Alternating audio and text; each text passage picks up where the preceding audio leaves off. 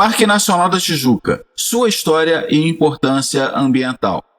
Mais do que uma paisagem urbana que atrai visitantes durante as 4 estações do ano, o Parque Nacional da Tijuca abriga um remanescente da Mata Atlântica em seus 3.953 hectares de área. É a floresta tropical pluvial de encosta, que desempenha um importante papel no equilíbrio climático da cidade. Mas nem sempre foi assim. Entre os séculos 17 e 19, devido à extração de madeira para a construção e produção de lenha, e por conta do plantio da cana-de-açúcar e do café, a floresta sofreu uma grande devastação que comprometeu o abastecimento de água na cidade.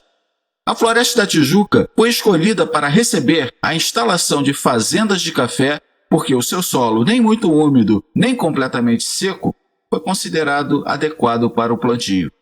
André Espínola de Siqueira, no guia de campo do Parque Nacional da Tijuca, informa que, abre aspas, há também o agravante de que, na época, acreditava-se que o café deveria ser plantado em mata virgem. Daí também a Mata Atlântica ter sofrido este grande desmatamento.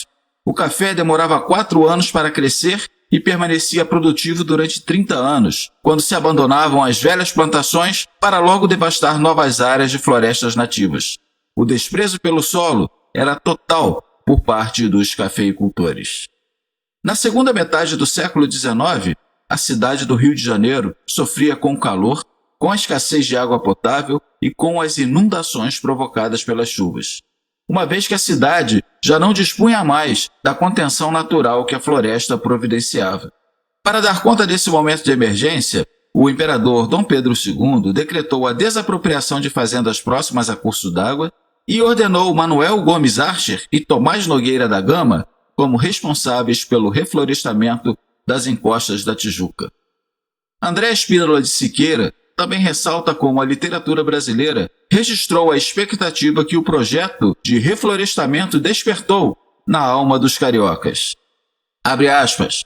A admiração pela floresta e pela esperança no trabalho de Archer fica registrada pelo nosso romancista José de Alencar, que no seu romance Sonhos d'Ouro, publicado em 1872, escreveu: lembrou-se o moço de subir até a floresta, um dos mais lindos sítios da Tijuca.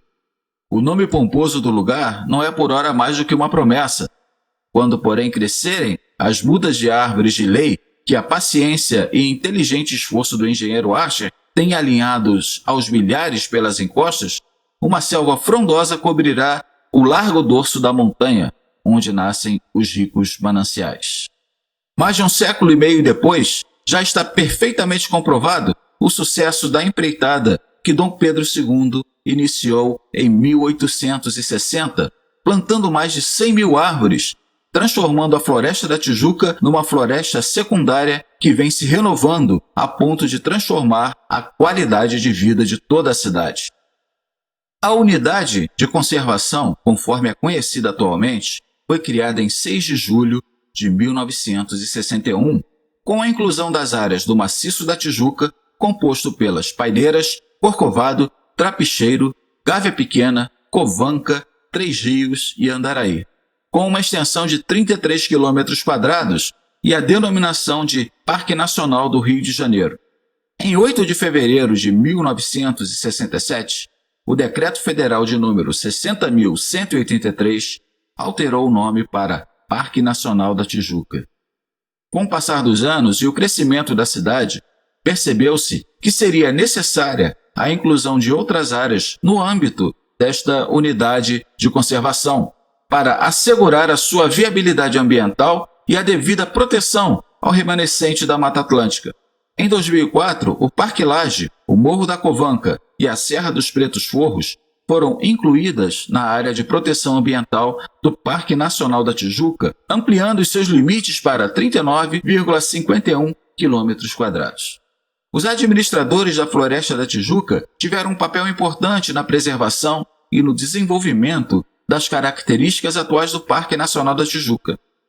O barão Gastão Descragnole preocupou-se com o paisagismo. Ele plantou mais de 30.000 mudas e nomeou o paisagista francês Auguste Glaziou para a tarefa de transformar a floresta numa agradável área de lazer com fontes, jardins e lagos para o uso dos visitantes. Após um período de ostracismo em que a sua estrutura ficou seriamente precarizada, o prefeito Henrique Dodsworth designou como administrador do parque Raimundo Ottoni de Castro Maia, que junto com o arquiteto Vladimir Alves de Souza e o paisagista Roberto Burle Marx, utilizaram o material das casas demolidas por ocasião da abertura da Avenida Presidente Vargas para construir e restaurar as edificações da floresta, entre elas a Capela Mairinque. Além de sua importância histórica, o Parque Nacional da Tijuca também possui imensa relevância no contexto ambiental. A existência do Parque Nacional da Tijuca auxilia na manutenção das nascentes e mananciais e no controle da erosão do solo, ao reduzir os impactos da força das chuvas que tradicionalmente caem durante o período do verão. A floresta regula o clima local, atenuando o ritmo das variações térmicas, diminuindo a poluição do ar, a poluição sonora e mantendo a estética natural da montanha, que embeleza a cidade. O parque está dividido em 4 setores, que são: Setor A, Floresta da Tijuca; Setor B, Serra da Carioca; Setor C, Pedra Bonita e Pedra da Gávea; e o Setor D, Covanca ou Pretos Forros.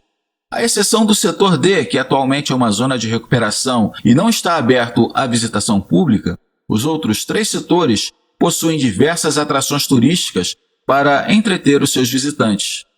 No Parque Nacional da Tijuca, é possível encontrar áreas para um piquenique com a família, trilhas dos mais diversos níveis de dificuldades, montanhas para escalar, trilhas para ciclismo e um circuito adaptado para deficientes visuais, que é o Caminho Dom Pedro Augusto, com 630 metros de extensão e marcado com cordas e sinalização em braille.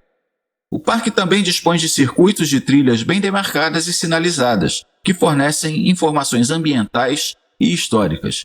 Estes circuitos são: a Trilha do Estudante, que começa no portão de entrada do parque e termina no centro de visitantes.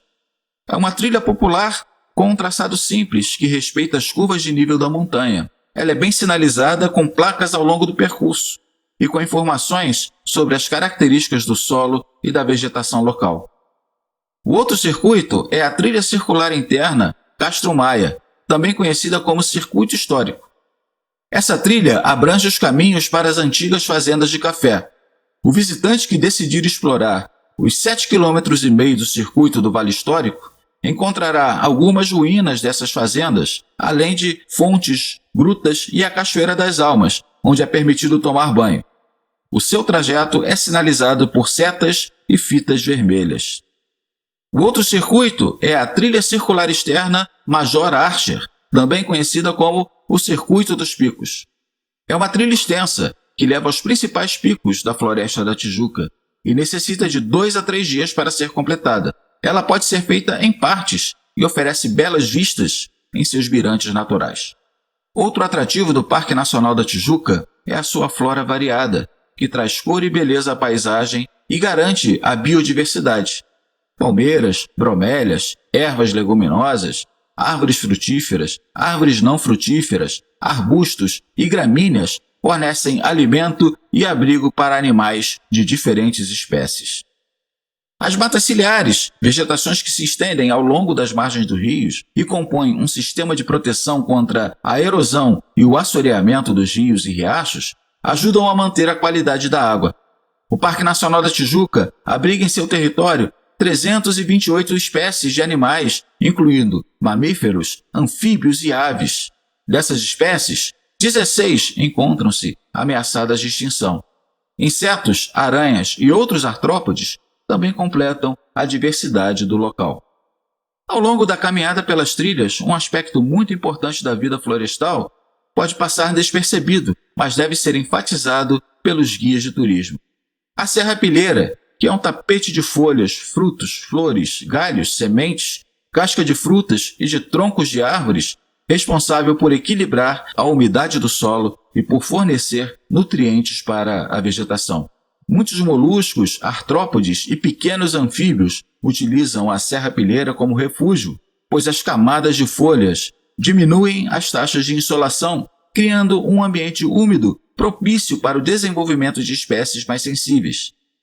Este tapete natural também impede que as águas das chuvas carreguem os nutrientes do solo, preservando a sua fertilidade.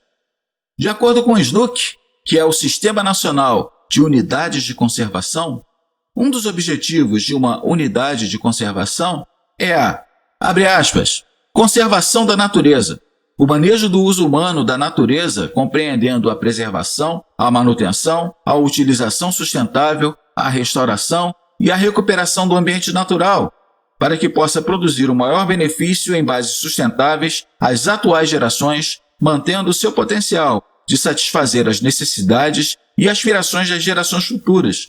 Fecha aspas. Um dos aspectos mais importantes para a conservação do Parque Nacional da Tijuca é o controle das espécies exóticas que foram introduzidas ao longo do tempo e não são plantas nativas da Mata Atlântica.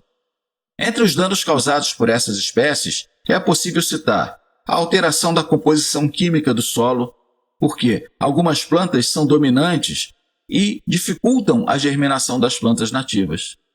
O controle das espécies exóticas começa pela erradicação dos exemplares existentes no bioma, além da fiscalização, para evitar que novas espécies estranhas sejam plantadas.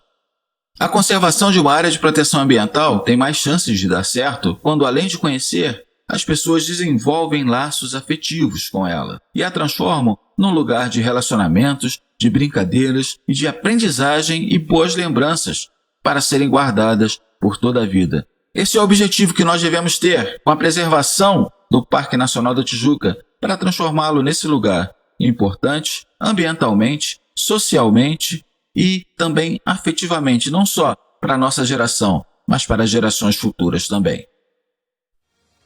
Se você gostou desse vídeo, não se esqueça de clicar no curtir. Se desejar, se inscreva no canal e ative as notificações.